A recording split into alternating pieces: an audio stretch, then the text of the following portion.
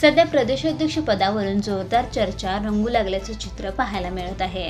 अनेक तर्कवितर्क लावण्यात येत आहेत। लोकसभा निवडणुकीत राष्ट्रवादी शरदचंद्र पवार पक्षाला मोठं यश मिळालं तर विधानसभा निवडणुकीत पक्षाला अवघ्या 10 जागा निवडून आणता आल्या। त्यानंतर आता आगामी स्थानिक स्वराज्य संस्थांच्या निवडणुकींचा विचार करता शरदचंद्र पवार पक्ष बांधणीच्या तयारीला लागल्याचं दिसून येत आहे। राष्ट्रवादी शरदचंद्र पवार पक्षाची 8 ते 9 जानेवारीला मुंबईत जम्बो बैठक पार पडणार आहे। ही बैठक वाय.बी. चव्हाण सेंटर येथे आयोजित केली गेली आहे। शरद पवार पक्षामधील जी महत्त्वाची पदे आहेत तिथे कोणत्या नवीन चेहऱ्यांना संधी देणं हे आता पाहावं लागणार आहे।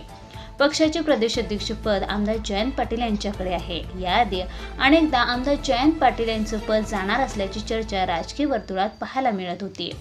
मुख्य प्रदेशाध्यक्ष पदासोबत महिला प्रदेशाध्यक्ष, युवा प्रदेशाध्यक्ष आणि विद्यार्थी प्रदेशाध्यक्ष पद बदलणार असल्याची माहिती समोर आली आहे।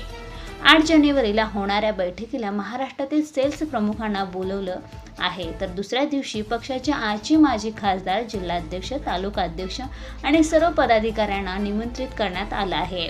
या बैठकीमध्ये स्वतः खासदार शरद पवार उपस्थित राहणार असून ते चाचपणी करून मोठा निर्णय घेणार आहेत। दरम्यान आमदार जयंत पाटील यांच्या जागी कोणाची वर्णी लागणार याकडे उत्सुकता लागून राहिली आहे।